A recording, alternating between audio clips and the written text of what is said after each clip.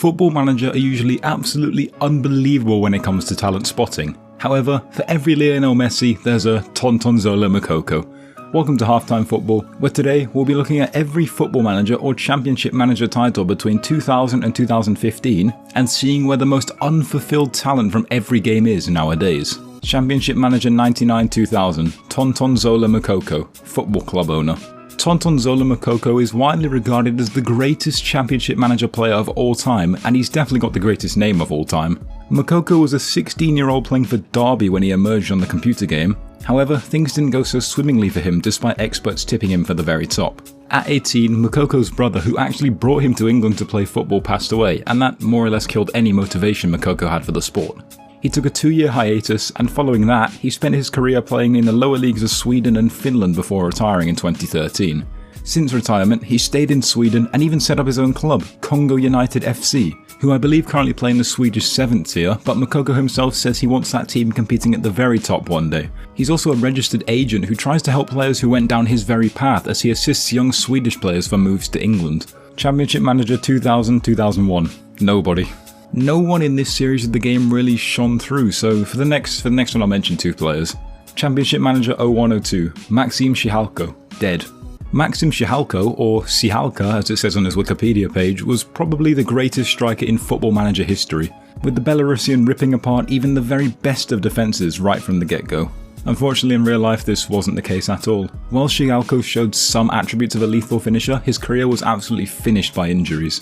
After a solid 4 years with top Belarusian side Dinamo Minsk, the striker had spells at clubs in Armenia, Kazakhstan and lesser Belarusian teams, though he actually flopped at every single one of these clubs and retired at age 26 following a ruptured knee ligament. After retirement, he moved into minimum wage construction work, though his body would not allow it, and in 2018 he put out a cry for help in an interview detailing how he was unemployed and that he desperately needed support.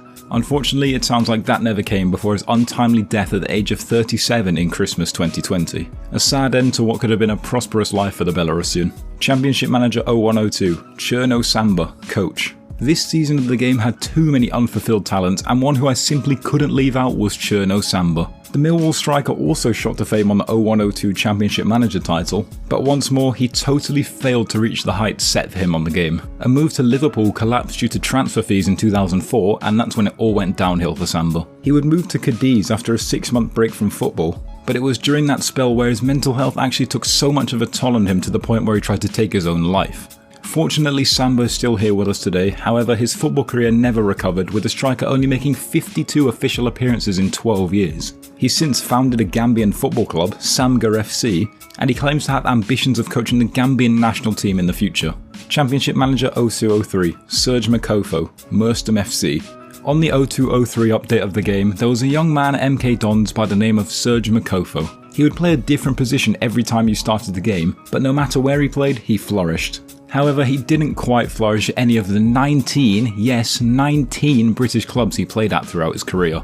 He also had an 11-game stint at Cypriot side PAOK. Whoever said he wasn't cultured? He's still going strong at age 36, now playing for Isthmian Premier League side Merstham FC, where he actually scored on his debut in an FA Cup clash against Balanta. Not quite the Champions League, however. Championship Manager 03-04, Anatoli Todorov, Granit Vladaya. A tenacious Bulgarian midfielder, Anatoli Todorov was one of the best all-round talents on the 03-04 edition of Championship Manager whilst he was playing for Litek Slovak.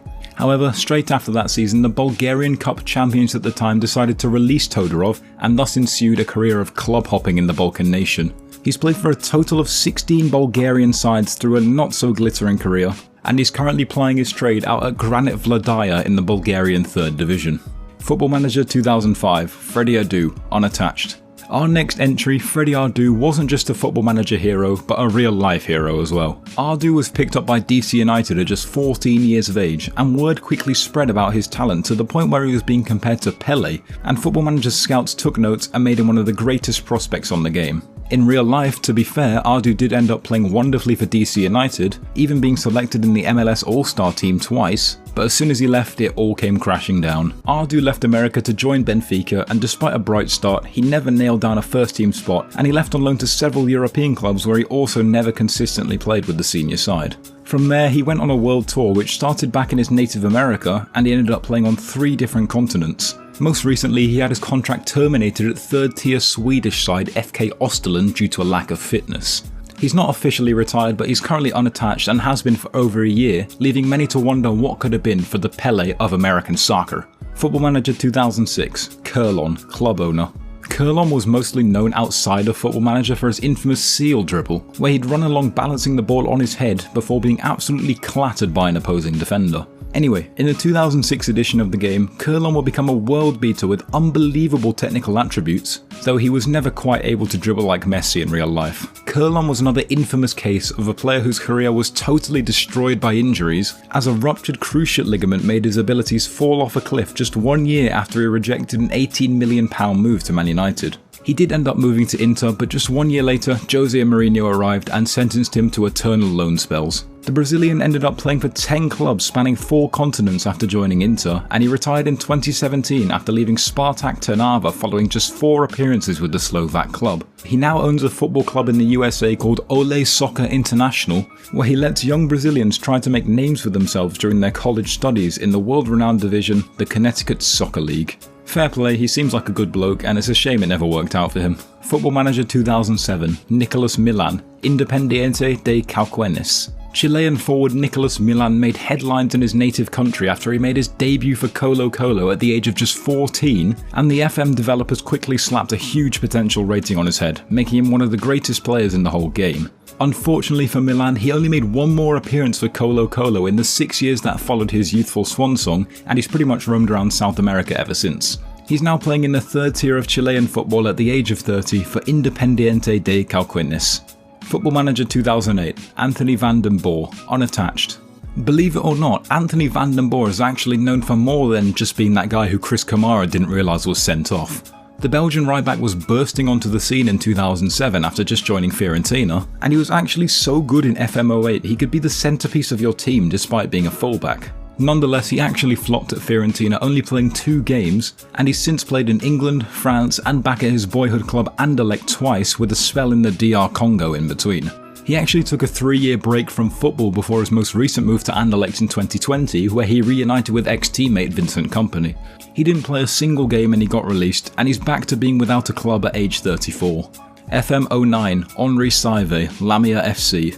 Henri Saivet had just signed a pro contract at Bordeaux at the time of FM09's release, and he was being dubbed by the French media as the next Thierry Henry. In game, he was both physically and technically incredible, which would allow him to be both provider and finisher, though it didn't quite work out that way in real life. Saivet stayed at Bordeaux until 2016, making 178 appearances at the club before he joined his second out of his 3 permanent clubs in the form of Newcastle. 5 years, 8 games and 3 unsuccessful loan spells later, Saivet was released by the Toon last summer, and he recently joined Greek side Lamia FC in the January window. Football Manager 2010, Martin Galvan, FC Juarez. A relatively unknown prospect, Martin Galvan was one of 6 players to have the fabled -10 potential ability on Football Manager 2010, which meant that he would quickly and always develop into a world beater. However, despite such a high ceiling, Galvan followed a very similar path to Nicolas Millan in the sense that he made his debut at age 14, but then only made 2 more appearances in the 7 years that followed at Cruz Azul. He left in 2015 and hovered around the lower divisions of both Spain and Mexico, continuing to be mediocre. Though to be fair, in 2020 he finally earned a move back to the Liga MX with FC Juarez, where he still does play today. Well, I say play very loosely, he's reduced to a lot of sub-appearances. Football Manager 2011, Yaya Sanogo, unattached. Though he is now considered a huge laughingstock by Arsenal fans, there was actually a time where Yaya Sanogo looked like he could have been one of the best strikers in world football. This was represented best by FM 2011, where Sanogo would develop into a lethal striker who could take on Europe's elite with absolute ease. To be fair, Arsene Wenger thought the exact same when he brought the striker from Auxerre to Arsenal, but that move was about as good as it got for Sanogo. He played 20 times in 4 years for the Gunners, and since then he's gone back to France for 3 years with Toulouse, as well as spending half a season at Huddersfield in 2021 before being released after 9 goalless appearances. Football Manager 2012, Adryan, FC Sion. Brazilian attacking midfielder Adryan was dubbed as the next Zico by the Brazilian media during his Flamengo days, and this potential was very accurately reflected in both FIFA and Football Manager. Despite the Brazilian looking about 13 years old, he would turn into the source of all creativity for your team if developed correctly. Leeds took note of this and loaned him in during the 14-15 season, though his spell was poor, with the most memorable thing he did being a horrific salmon dive against Derby. He continued to be loaned out from Flamengo to teams like Cagliari and Nantes before the Brazilian side had enough and sold him to FC Sion in 2017, though his spell has been marred with several low moves and mediocrity, leaving much to be desired from the Brazilian. Football Manager 2013, Carlos Fierro, FC Juarez. Carlos Fierro, the Mexican striker, also excelled on FM12, but it was on FM13 where his talent in the game was seriously special. He was an incredibly well-rounded striker, meaning he would possess pace, power, and immense finishing abilities. Unfortunately, it didn't quite work out this way in real life, with the striker having average spells at 4 Mexican sides in 8 years, never scoring more than 2 goals in a single season, which is absolutely shocking for someone in his position. He decided that maybe Mexico wasn't for him, and he promptly moved to San Jose Earthquakes in the MLS, where he played 3 seasons, yet he flattered to deceive once more, and he's now back in Mexico with fellow FM flop Martin Galvan at FC Juarez. Seriously though, he averages a goal every 600 minutes from an attacking position. How he still gets games and contracts is beyond me. I've really got nothing against him, it's just those stats are so bad for him.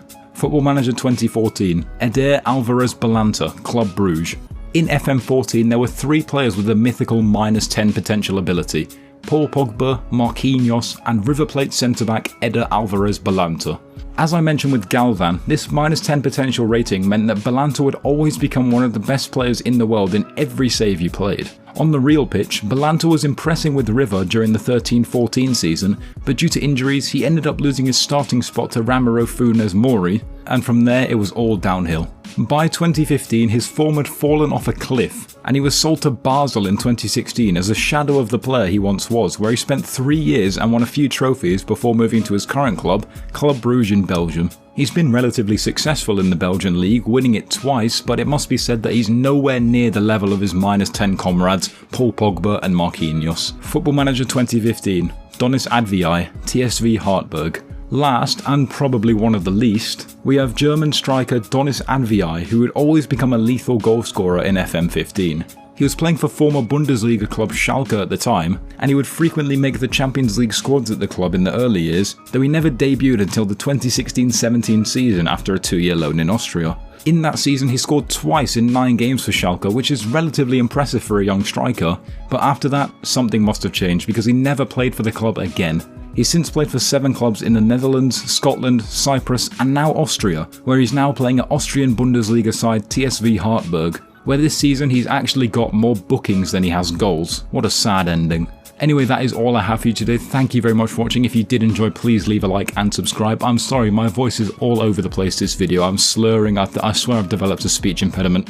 But anyway, like I said, if you did enjoy, please like and subscribe. Let me know what you want to see in the future and what you thought of this video in general. And I'll see you next time.